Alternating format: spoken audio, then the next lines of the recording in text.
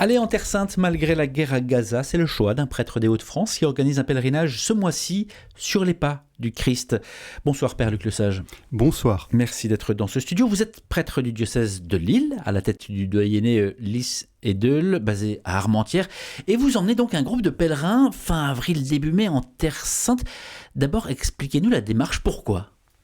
Alors pourquoi je pars en Terre Sainte de manière régulière depuis plus de 20 ans. À vrai dire, lorsque j'y suis allé pour la première fois en 2004, eh bien j'avais un peu peur d'aller dans cette destination-là. Alors pour deux raisons, la question des maladies. La deuxième raison, c'était qu'on était au sortir des intifadas. L'humour du bon Dieu, c'est que mon évêque m'a nommé à Pax Christi à cette époque-là, et il y avait un pèlerinage qui avait lieu au Proche-Orient, Liban, Syrie, Jordanie, Terre Sainte. Et sur le coup, je ne voyais pas comment refuser ce cadeau d'accueil. Donc j'y suis parti.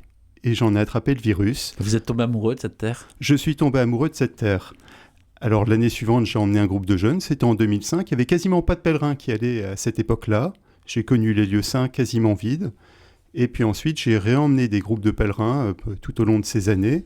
Et j'ai pu découvrir combien finalement ça transformait le cœur des gens d'aller sur ce lieu, et combien ça fédérait aussi des communautés chrétiennes d'y aller. C'était une motivation pour moi d'emmener des chrétiens là-bas. On va prendre le temps justement de revenir sur et les communautés chrétiennes et les pèlerins, mais pardon d'être un peu direct, mais pèleriner alors qu'on tue, alors qu'on meurt, à quelques dizaines de kilomètres, la bande de Gaza, c'est 60-70 kilomètres de Jérusalem et Bethléem, c'est interrogeant tout de même. Comment est-ce que vous intégrez cela dans votre démarche ? Alors, lorsqu'on part en pèlerinage, on ne part pas en tourisme, mais effectivement, on va à la rencontre de communautés. Alors, c'est sûr que moi, je ne vais pas emmener des pèlerins sur la bande de Gaza, où il se déroulent des opérations militaires qui ont des aspects dramatiques, voilà, suite aux événements du 7 octobre, qui sont aussi dramatiques. Partir en Terre Sainte, ça se légitime aussi sur l'aspect moral, sur le fait que lorsqu'on va visiter les communautés chrétiennes, on les aide à vivre sur place. Voilà, sur place, actuellement à Bethléem, faute de pèlerins, eh bien, il y a des hommes et des femmes qui sont palestiniens aussi, qui sont parfois musulmans, qui sont chrétiens, d'autres qui sont juifs, qui vivent du secteur du tourisme et qui actuellement ont faim parce qu'ils n'ont pas de boulot. Donc c'est aussi un témoignage que de se rendre sur place. Mais avant d'approfondir sur ce point, vous étiez début mars dans la région, justement, pour prendre la température, en fait, avoir le ressenti réel. Quelle était l'ambiance ? Alors, lorsque je suis arrivé à Tel Aviv, tout d'abord, en prenant mon avion, j'étais très surpris de voir des familles, des jeunes dans l'avion. Sur le coup, je me suis dit, finalement, si je suis fou de partir là-bas, je ne suis pas le seul fou. La deuxième chose, lorsque je suis arrivé à Jérusalem, ce que j'ai pu remarquer, c'est qu'on pouvait circuler tout à fait librement. Il n'y avait pas plus de présence sécuritaire sur place à Jérusalem. La nuit même, je suis même sorti au Saint-Sépulcre. Je suis rentré à 1h30 du matin. Dans la vieille ville de Jérusalem. Dans la vieille ville de Jérusalem. Je ne me suis à aucun moment fait agresser. J'ai eu l'occasion d'aller à Jéricho. Il y avait des checkpoints, un barrage filtrant au retour. On n'a même pas été arrêté. Lorsque je suis allé à Bethléem, j'y suis allé avec mon ami qui est guide, avec une voiture israélienne. On est sorti, il y avait un barrage filtrant également, on n'a pas été arrêté. Je me suis rendu au désert du Negueb, on est passé à 15 km de la bande de Gaza, eh bien on ne voit rien des opérations militaires qui s'y déroulent. Donc vous n'aviez pas peur ? Je n'avais pas peur, et même ce qui m'a surpris, c'est que sur tous les sites que l'on peut visiter en Terre Sainte, où également il y a des scolaires qui se rendent, les bus de scolaires avaient repris les visites pour les enfants. Alors revenons sur l'importance de vous rendre sur place, pas forcément que pour le pèlerin, mais vous l'avez dit tout à l'heure, pour les communautés locales, pour les communautés qu'elles soient chrétiennes ou non d'ailleurs, parce que c'est vrai qu'une personne qui tient un hôtel ou qui fabrique des objets en bois ou qui tient un restaurant a besoin de la présence de ces pèlerins qui viennent. Mais est-ce que ça vous l'avez ressenti, par exemple là quand vous y êtes allé, est-ce que vous avez pu rencontrer des gens qui vous disent « oui, en ce moment c'est difficile » ? Ah oui, ça c'est clair que les gens souffrent de l'absence de pèlerins. Voilà, lorsque je suis allé à Bethléem, j'ai été faire une visite à Sœur Lodi qui tient l'orphelinat à côté de l'hôpital Saint-Vincent. Et Sœur Lodi disait, les enfants qui ont l'habitude de voir des pèlerins passer, là, disent, mais ils sont où les gens? Voilà. Pour les gens qui vivent là-bas du secteur du tourisme, effectivement, ou des pèlerinages, ils souffrent de ne pas avoir de pèlerins. Ils sont passés par 2-3 années de Covid où il n'y avait pas de pèlerins, ça venait de redémarrer. Et puis, les événements du 7 octobre, et puis plus grand monde. Voilà. Quelle est la différence entre un touriste et un pèlerin ? Alors, un touriste consomme un voyage, un pèlerin va en démarche pour rencontrer le Seigneur et vivre sa foi, voilà, et avoir une foi plus forte pour témoigner de lui. Lorsqu'on va à Jérusalem, le Seigneur dit à ses apôtres au lendemain de la résurrection, restez ici à Jérusalem dans l'attente de l'Esprit Saint, et l'Esprit Saint va les envoyer ensuite de toutes les nations pour témoigner de la bonne nouvelle. Donc c'est important d'y aller, et puis de bien se rendre compte que finalement, lorsqu'on va en pèlerinage, on entre dans une démarche qui est à la fois spirituelle, mais aussi à l'égard des communautés qui sont là-bas sur place, on les considère comme des personnes qui nous accueillent. Les chrétiens qui sont aujourd'hui en Terre Sainte représentent 1,5% de la population. La tentation de partir, d'avoir une vie sans problème ailleurs, elle est grande pour beaucoup. Eux, aujourd'hui, ils ont fait le choix de rester pour nous accueillir. Et si nous, on n'y va pas, c'est comme si on les abandonnait. On ne part pas comme des touristes. Voilà, si on était comme des touristes, on dirait, il ne m'intéresse plus, le produit ne m'intéresse plus, pour l'instant, c'est pas tranquille, je les jette. Nous, dans l'Église, on croit à l'écologie intégrale, on croit à l'écologie humaine, et on refuse cette culture du déchet qui consiste à dire, c'est pas le moment, donc je jette. Je vous coupe ça, parce que c'est important ce que vous dites, ce parallèle entre l'écologie humaine.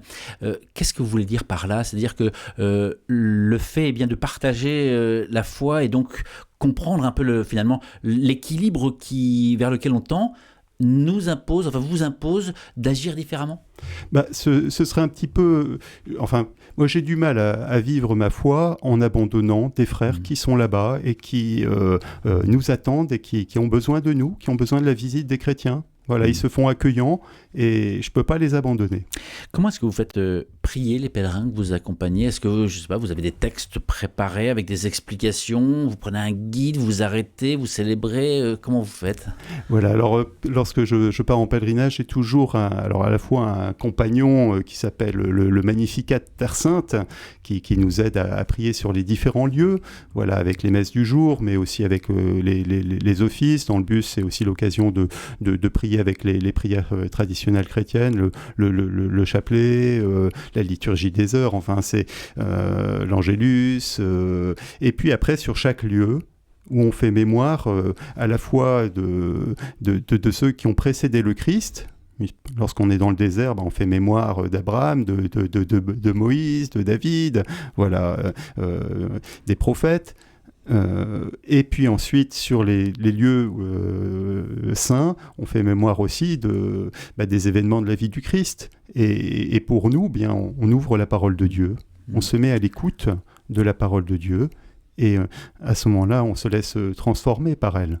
Celles et ceux qui nous écoutent, alors peut-être certains sont déjà allés sur place, mais très certainement beaucoup n'ont jamais mis les pieds en Terre Sainte. Qu'est-ce que ça apporte de plus vous avez parlé d'écriture, d'avoir le texte et le lieu qui coïncident et puis physiquement qui sont ensemble ? Alors qui coïncident, oui et non. C'est-à-dire parfois la zone est un petit peu plus vaste que le lieu précis que l'on imagine. Et puis les lieux ont été transformés aussi parfois par des constructions humaines.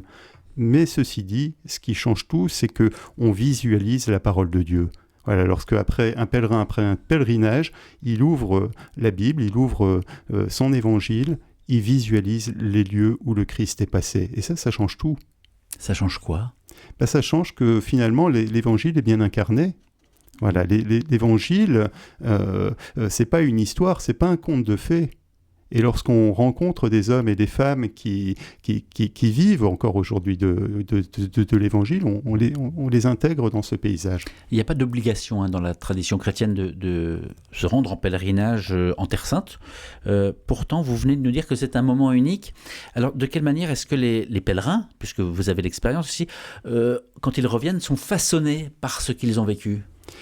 Les pèlerins sont façonnés parce que à la fois ils vivent une expérience communautaire, ils vivent une expérience d'amitié, ils ont pu écouter la parole de Dieu et puis ils n'ont qu'un désir, c'est d'y retourner. Et puis alors après, le pays est accueillant. En fait, c'est vraiment le lieu de rencontre de différentes communautés qui vivent sur place, à la fois dans les traditions chrétiennes, les traditions orientales. Moi, j'aime beaucoup prier lorsque je suis à Jérusalem avec les Syriaques catholiques. Voilà, ça nous donne aussi une autre manière de vivre la liturgie, vivre une autre expérience de la liturgie, et puis de vivre dans l'unité les uns avec les autres, et puis aussi de rencontrer, de découvrir que finalement des Arabes, c'est aussi des chrétiens. Voilà, souvent on associe le mot arabe aux musulmans, alors qu'en fait, finalement, les Arabes, il y a aussi des chrétiens, de rencontrer des juifs, de pouvoir rencontrer des musulmans, et de voir que tout ce monde-là est capable de vivre ensemble. Vous avez dit tout à l'heure qu'il reste à peu près 1,5% de chrétiens. Ça paraît très très peu. Je me souviens, il y a quelques années, vous avez dit qu'au début des années 2000, vous êtes rendu à l'époque, Foi de Toile, qui était le patriarche, avait lancé un vibrant appel. Il a dit, attention, si vous arrêtez de venir, si pèlerins occidentaux, vous ne venez plus en Terre Sainte, on va finir en musée à ciel ouvert. Où est-ce qu'on en est aujourd'hui ? Alors c'est la tentation, effectivement, que ça devienne un musée à ciel ouvert avec des hommes qui quittent le pays. Voilà. Mais il faut bien se rendre compte que lorsqu'on va là-bas, et c'est aussi le sens moral de la démarche, qu'en fait, on aide aussi des gens à travailler ensemble. Et lorsque un pèlerin va dans un hôtel ou une maison religieuse, eh bien, il y a des employés qui sont musulmans, il y en a qui sont juifs, il y en a qui sont chrétiens, et tout ce monde-là parle ensemble. Et pendant ce temps-là, pendant qu'ils travaillent ensemble, il n'y a pas une rancœur qui s'entretient en eux, et au contraire, on est acteur de paix aussi. Et je crois que là, c'est vraiment aussi un des enjeux de la reprise des pèlerinages, même si c'est une petite activité sur le territoire d'Israël, c'est 0,5%. Les pèlerinages, le tourisme en Israël, mais n'empêche que ça fait travailler des gens ensemble, et pendant ce temps-là, ils ne pensent pas à faire la guerre, ils ne pensent pas à entretenir de la rancœur ou de la haine, mais plutôt avoir des sentiments de paix les uns envers, et d'estime réciproque les uns envers les autres. C'est important ce que vous dites sur finalement cette ouverture du pèlerin, qu'il le veuille ou non. Quand on va en pèlerinage en Terre Sainte, eh bien, on participe de cette ouverture. Mais tout de même, c'est une terre très particulière. Par exemple, pour se rendre sur le dôme des mosquées, l'esplanade des mosquées, il faut passer par le mur des Lamentations. Alors, si on réfléchit un peu, c'est l'un des lieux saints de l'islam, c'est l'un des lieux saints du judaïsme. Les relations sont compliquées, mais pourtant, pour aller à un point A, il faut passer par le point B, etc. Est-ce que cette imprécation des différentes religions se fait ressentir sur place, et de quelle manière est-ce que vous le vivez ? Alors c'est vrai que le mur occidental est un mur emblématique, c'est le soubassement du temple, et donc pour les juifs il est très important, pour les musulmans il est important puisqu'ils ont le prophète Mohammed a eu des révélations, et puis ils ont construit la mosquée Al-Aqsa au-dessus. Pour nous les chrétiens, on sait que Jésus est entré dans le temple, il a chassé les vendeurs du temple, mais à la limite c'est pas vraiment un lieu de pèlerinage pour nous, c'est pas vraiment le lieu. Alors on y va en communion au mur occidental et puis les différents papes successifs qui sont rendus en Terre Sainte ont prié au mur occidental. On monte sur l'esplanade des mosquées à certaines occasions, bien souvent, les groupes de pèlerins y vont de moins en moins parce que c'est quand même aussi peut-être un lieu plus tendu. Et donc, de fait, pour nous, ça n'a pas tellement d'importance dans le pèlerinage. Il y a d'autres lieux qui sont bien plus importants, à commencer par le Saint-Sépulcre. Et y aller actuellement, ce qu'il y a de sûr, c'est que c'est aussi bénéficier de lieux qui ne sont pas très fréquentés, et de pouvoir vraiment entrer dans une démarche de prière pour les pèlerins. Il faut se rendre compte qu'à l'accoutumée, lorsqu'on va à la basilique de la Nativité ou au Saint-Sépulcre, on reste une seconde et puis on dit « quick and go », au suivant, allez, partez. Il y en a d'autres, on fait 2 heures de queue, 3 heures de queue pour rester une seconde à un endroit. Là, actuellement, alors ça, c'est l'expérience que j'ai pu vivre au mois de mars, comme je l'avais vécu en 2004, c'est qu'on peut être une demi-heure dans la basilique de la Nativité, à la grotte de la Nativité, en prière, sans qu'il y ait personne qui nous dérange. Ça ne veut pas dire qu'il n'y a pas de pèlerins. Père Luc Lesage, alors je rappelle que vous emmenez donc à la fin du mois un groupe de pèlerins en Terre Sainte. Est-ce qu'il reste de la place? Combien ça coûte et comment on fait pour s'inscrire? Alors oui, il reste quelques places. Voilà, il reste 4 places. Le pèlerinage en lui-même coûte 2050 €. Il y a une petite somme à prévoir pour des pourboires parce qu'il y a tradition de laisser des tips là-bas. Voilà. Pour s'inscrire, il faut prendre contact avec le service des pèlerinages diocésains. Voilà, ou alors envoyer un mail à terresainte@doyennelicedel.fr. Voilà. Je voulais simplement rassurer tous les auditeurs, voilà, ceux qui partent là-bas, qu'ils soient vraiment sans crainte. Actuellement, fin avril, début mai, ça va être la fête de Pessa. Voilà, il faut savoir qu'aujourd'hui, les Juifs se ruent sur les billets d'avion. Ils cherchent tous des billets d'avion. Les billets d'avion sont à plus de 2000 €. Vous voyez, donc pour un pèlerinage qui est à 2050 €. Ils se ruent sur les billets d'avion. Eux, ils n'ont pas peur de partir. Mais nous, parfois, on a une tiédeur à y aller. Alors que c'est à portée, finalement, à portée de beaucoup. Si je vous ai bien écouté, donc ce pèlerinage en Terre Sainte, c'est une manne économique non négligeable pour les habitants, pour la communauté locale. C'est aussi l'incarnation de l'espérance pour la communauté chrétienne locale. De quelle manière est-ce que les chrétiens, spécifiquement, parce que là on a parlé des habitants, etc., eh bien, est-ce que vous avez l'occasion d'en rencontrer? Vous avez parlé d'une sœur à un orphelinat, mais est-ce que vous avez des contacts et des liens? Alors oui, j'ai quelques contacts là-bas. Alors, une personne qu'on va rencontrer aussi à Jérusalem, c'est Marie-Armelle Beaulieu, qui est chroniqueuse à la Croix de Paris, qui est aussi rédactrice en chef de Terre Sainte Magazine. Voilà, c'est toujours l'occasion d'un échange. Après, on va sûrement rencontrer le frère Stéphane, qui est aussi au Saint-Sépulcre, qui est discret au Saint-Sépulcre et qui accompagne les pèlerins français lorsqu'ils passent par là. Sur place, lorsque on est à Nazareth, on rencontre aussi les sœurs de Nazareth qui tiennent un lieu d'accueil aussi.